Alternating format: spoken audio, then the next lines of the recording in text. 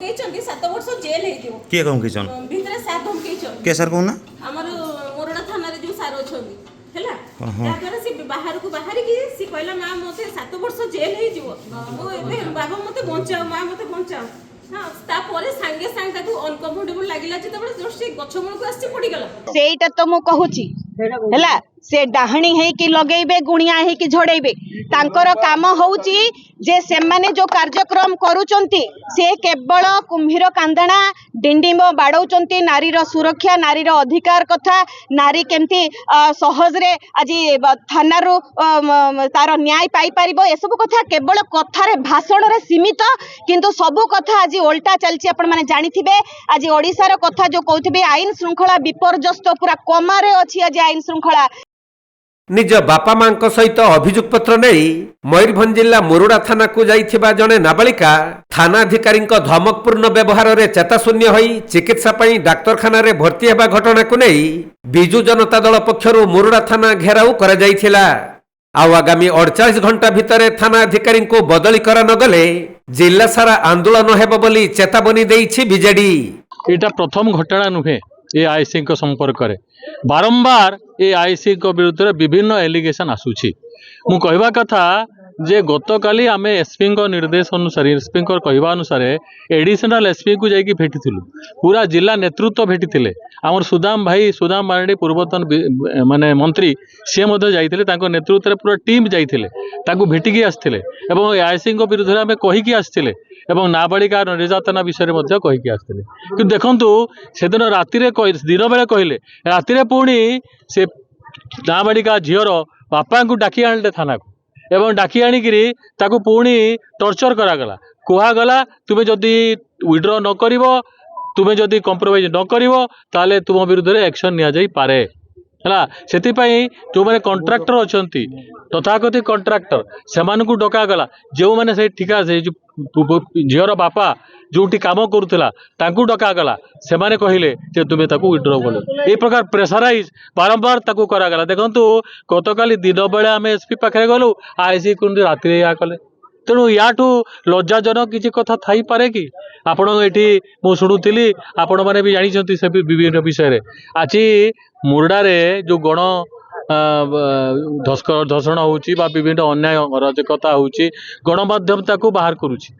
गणमाध्यम दायित्व सेटा से अन्याय नीति विरुद्ध में बाहर कर किंतु गणमाध्यम प्रतिनिधि मानक जेल पठेबार दृष्टांत केवल मुरुडा निर्वाचन मंडली मुरुडा थाना रे अच्छी आउ कौटी ना एमती कौटी होईची कि गणमाध्यम कंठरोध करा होची बोली हाँ मुझे कहूँ परा गणमाध्यम कंठरोध करा जाउची पूरापूरी गणमाध्यम को पूरापूरी बंद करने भॉइस को लेखनी को बंद करने अपचेष्टा ये करुँच निजे 48 घंटा भितर जदि थाना अधिकारी बदली न होती ताले ये संदेश को आम जिला सारा बुलेबू एवं जिला सारा ये आंदोलन देखादेव विजु जनता हमर सीसीटीवी को जांच करा जाओ एवं कॉल रिकॉर्ड को जांच करा जाओ बहुत कथा सामना को आसीबो से केते बीजेपी वाला संगे कथा होउचंती केते खणी माफिया वाला संगे कथा होउचंती सीसीटीवी जतेबेले जांच हेबो से महिला जतेबेले इंटरोगेशन कले सेतेबेले कौन सी महिला पुलिस अधिकारी थिले कि नहीं बहुत कथा जना पड़िबो तेणु आमर डिमांड है सीसीटीवी को जांच करा जाओ आओ तांकर जो कॉल रिकॉर्ड को जांच तबे केवल एही नाबालिका घटना नुहे मुरुडा थाना अधिकारी सोमित कुमार सोरेन विरुद्ध में विभिन्न अभियोग पूर्वर होई आसुछि एपरिकी दुर्नीति संपर्कित खबर गणमाध्यम प्रसारण हेले से दुर्नीतिखोर अधिकारी ठिकादार और बाली माफियांकर एजेंट साजी काम करुथबार नजीर मध्य रहिछि। गणमाध्यम प्रतिनिधि कंठरुद्ध करने पाई से मिछ केस रे जेल पठाइबाकु मध्य पछांती नहीं। एपटे वर्तमानर सरकार महिला मानक पई कुंभीर कांदना कांदुछि बोली बीजेडी पूर्वतन विधायक प्रार्थी प्रीतिनंदा काननगो गणमाध्यम आगरे निजर प्रतिक्रिया रखी कहिसंती वर्तमान रो सरकार जेतेबेले नारी अधिकार कथा कहूची जन आक्रोश रो जो समावेश रैली करूची महिला पई जो कुंभीर कांदना कांदुची तार आज आपण देखिले नमूना जोड़ा कि मोरडा निर्वाचन मंडली मोरडा थाना रे आईआईसी बाबू जणे बीजेपी रो एजेंट साजिक जो काम करूचंती से आउ काहाकू डरिबार अवस्था नाहंती। तेणु तो आज आपण मानकू चतुर्थ स्तंभ वाला भी से आउ कंठरोध करके रखिछन। सबुठ निंदार विषय बिजु जनता दल तरफ महिला बिजु महिला जनता दल तरफ मु निश्चित भाव में निंदा प्रकट करी। जो प्रकार जड़े नाबालिका गोटे छात्री रो अभियोग को से माने एफआईआर ग्रहण न करिकी ताकू धमकेबा डरेबा ताकू कैश को विड्रॉ करबा रो जो कथा कहूथिले जोटा कि आज बिजु जनता दल से ऊपर आज एकत्रित होइकी जो स्टेप नहीं जो कि आज से माने कहउचंती आमे जो अभियुक्त को गिरफ्त करिछु आमे एपर्यंत जानिनु सत्यासत्य जे से माने सतरे अभियुक्त को गिरफ्त करिसंती कि नाही। आउ गोटे कथा कहि रखिया पई चाहिबी आईआईसी सार निजे कहउचंती तांकर कॉन्फिडेंटली कहउचंती जे मते एठू केही बदली करि पारिबो नाही जेते जी चेष्टा प्रचेष्टा कले मध्य। तेणु एठू बुझा पड़ुची से तांकर सरकारी जो मंत्री अछंती या विधायक अछंती तांकर छत्र छाया ये पूरा अछंती। छत्र छाया रे रही बटी संग्रह करी बाली मुरुम रो सबु